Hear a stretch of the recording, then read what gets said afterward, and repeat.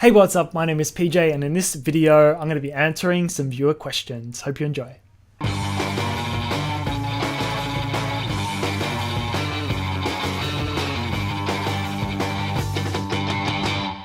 Okay, if you guys have any questions that you want to send in, you want to be featured on a future episode, you can send them to pj@bigpantsphoto.com. Alternatively, you can tweet me or DM me, Twitter or Instagram. It's @pjpantelis. Send them through. Happy to feature your Twitter handle or Instagram handle. Give you a little shout out on the show, so long as you are happy for me to answer the question on a video. So the first question I have is from David. David asks, so I wanted to know your opinion. I recently got a newer 47-inch softbox and the flash goes inside from the bottom. What do you think is better? The speed light inside the softbox, or put the flash from the rear opening of a softbox if it has it? David, it's a little bit of personal preference. Personally, because I use a lot of small flashes, I like it to be inside the softbox. I think if you're inside facing into the reflective surface, you get a much more even spread of light. Because of the way that the bulb is of the speed light, it's a flat surface on the front, whereas a mono has a often horseshoe or a long skinny bulb, and it sticks out into the modifier.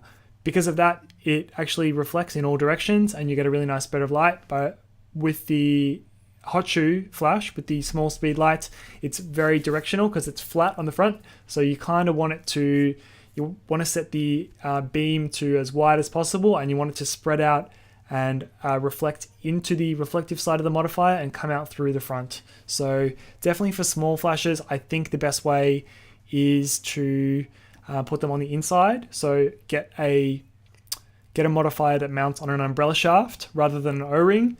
I also just find the O-ring to be less stable perhaps, particularly most of the ones that I've seen, the speedlight modifiers. So for example, you could use a ProPhoto modifier if you get an adapter with a ring to mount your flash into. I just feel like that the connection to that on a big heavy softbox is just not, I don't think it's particularly safe. So yeah, my answer, if you're using small strobes, it's personal preference, but if you're using small strobes, I think the best way is the sort of modifiers that mount from the inside. Hope that helps. Next question is from Muri Carter. Do you have any ways/techniques to approach bands or artists and start up those connections and that important networking in the music photography industry?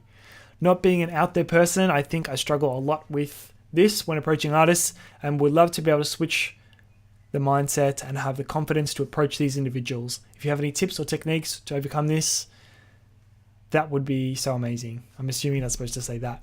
First thing that I'll say is that I've actually made a video about this already, exactly how to start your music photography career. I'll link it at the end of this video. Aside from that, I'll leave that aside because you can watch that at another time. But what I would say is you have to shoot bands that are smaller than you are. And that's whatever photography level you are, or whatever sort of bands you think you deserve to shoot.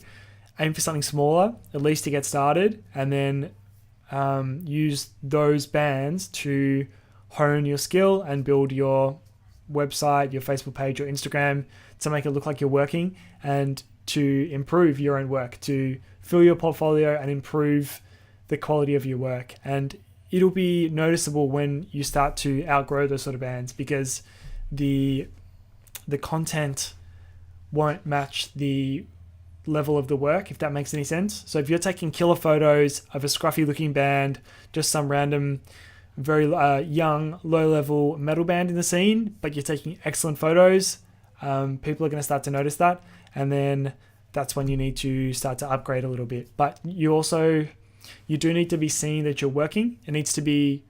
People need to see that you're busy. I think that's really important, and you got to start somewhere. So start at the very, very local level. Probably the easiest way to meet people is take photos of them at a gig, especially with these smaller bands. There aren't that many people that come to the gigs, so head down to Wrangler Studios or one of those small local venues. Shoot the first band on the bill. If I know you said you're not very out there, but if you can meet them on the day, that helps. Otherwise, just message them on Facebook later, and it takes a bit longer, but then you can make the connection that way and make sure to meet up with them next time they play. If you come to a couple of shows with these small level local bands, they're definitely going to notice you. They're going to start to appreciate you, and I think it'd be super valuable to that sort of band where not a lot of people care about what they do. If you show an interest and come to some practices or make some photography or video content, I think that's a really great way to start. Like I said, it's really important to be seen to be busy. You want your Instagram to be updated and your Facebook page to look like you're working. Doesn't really matter if you're starting from scratch. It doesn't really matter what the band is. If you're not a very out there person, just starting at the very bottom level and working your way up by giving a shit about smaller bands. You probably won't make very much money, but if you provide a lot of value to them, when it's time for you to move on, if they still need your services, hopefully they're going to offer you some money so you can keep shooting them. If not, you're going to work your way up, and through that small band, you're going to meet their friends and be exposed to their friends and the bands that their friends are in. So that's probably the best way I can say. Let me just TLDR that real quick. Go to a local show, shoot the smallest band, send them the photos on Facebook, and follow it up. Go and see them again, become friends with them in person that way. I know it's really hard to go right up to someone you don't know, shake their hand or say g'day or whatever, but that's probably the best way I can recommend, Mary. If you've made it to the end, thank you so much for watching or listening to this. I really appreciate it. Like I mentioned earlier, if you have a question that you would like to send in, that you would like featured on a future episode, you can send it to pj@bigpantsphoto or tweet or DM it to me on Instagram or Twitter at pjpantelis. Thanks so much for watching, and I'll see you in the next video.